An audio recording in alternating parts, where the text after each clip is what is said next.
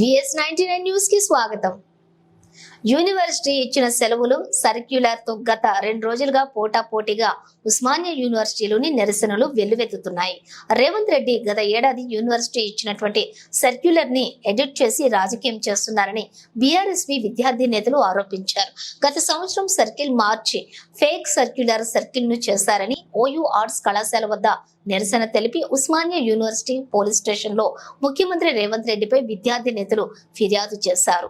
మాజీ ముఖ్యమంత్రి కేసీఆర్ సభలోని విద్యార్థుల సమస్యలు ప్రస్తావించడంతో హాస్టల్ మెస్సులు కంటిన్యూ అవుతున్నాయన్నారు. ప్రజాపాలనలోని ప్రశ్నించిన విద్యార్థులపై కేసులు పెడుతున్నారని విద్యార్థి నేతలు ఆగ్రహం వ్యక్తం చేశారు. పార్లమెంట్ ఎలక్షన్స్ ప్రచారానికి ఇచ్చిన సమయం విద్యార్థుల సమస్యలకు ఎందుకు ఇవ్వటం లేదని ప్రశ్నించారు. మెస్సు బకాయిలు ఉన్నాయి, వాటిని ముందు క్లియర్ చేయాలని కోరారు.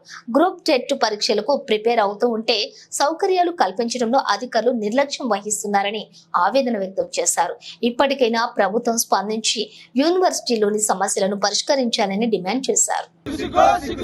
ఉస్మానియా యూనివర్సిటీలో నెలకొన్నటువంటి సమస్యల మీద రాష్ట్ర వ్యాప్తంగా చర్చ జరుగుతున్న సందర్భంలో ఇక్కడ ఉన్నటువంటి చీఫ్ వార్డెన్, ఉస్మానియా యూనివర్సిటీ అధికారులు కావచ్చు, ఒక సర్క్యులర్ రిలీజ్ చేసిన క్రమంలో విద్యార్థులకు కాంపిటేటివ్ ఎగ్జామ్స్ ఉన్నాయి, గ్రూప్స్ కానీ టెట్ డిఎస్సి ఉన్న క్రమంలో బీఆర్ఎస్ పార్టీ అధినేత కేసీఆర్ గారు స్పందించడంతో బీఆర్ఎస్ పార్టీ విద్యార్థి విభాగం నాయకులుగా మేమంతా కూడా పోరాడి ఈ యొక్క నిర్ణయాన్ని వెనక్కి తీసుకొని దాన్ని విత్డ్రా చేసుకొని మళ్ళా యూనివర్సిటీలో ఉన్నటువంటి హాస్టల్ మెస్లు కంటిన్యూ అయ్యే విధంగా ఆ నిర్ణయం రావడానికి తోడ్పడినటువంటి విద్యార్థి విభాగం నాయకులందరికీ ధన్యవాదాలు తెలియజేసుకుంటూ ఖచ్చితంగా ఇది ముమ్మాటికి బీఆర్ఎస్ పార్టీ యొక్క విజయం.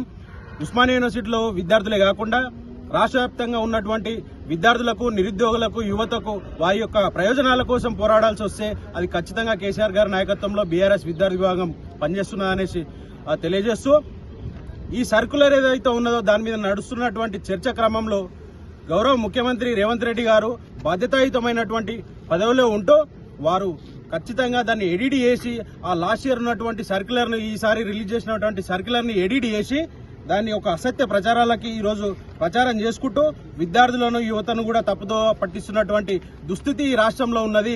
ఆ వాటిని ప్రశ్నించినందుకు మా విద్యార్థి నాయకుల మీద కేసులు పెట్టి ఈరోజు జైళ్లకు పంపుతున్నటువంటి దుర్మార్గం ఈ రాష్ట్రంలో నెలకొన్నది. మిస్టర్ రేవంత్ రెడ్డి, ఈ రాష్ట్రంలో ప్రజాపాలన అన్నావు, ప్రజాస్వామ్యం అన్నావు, ప్రజాపాలనలో విద్యార్థుల మీద కేసులు అయితాయా? ప్రశ్నిస్తే కేసులు పెడతారా అనేసి ప్రశ్నిస్తా ఉన్నాం. మరి అంతేకాకుండా గతంలో ఉన్నటువంటి చీఫ్ వార్డెన్, ఇదే చీఫ్ వార్డెన్ గారు లాస్ట్ ఇయర్ ఇచ్చినటువంటి యూనివర్సిటీ పోలీస్ స్టేషన్ మేము కంప్లైంట్ ఇస్తాం. చట్టబద్ధంగా ముఖ్యమంత్రి రేవంత్ రెడ్డి మీద ఖచ్చితంగా చర్యలు తీసుకోకపోతే భారీ పరిణామాలు ఈ రాష్ట్రం చూస్తుంది.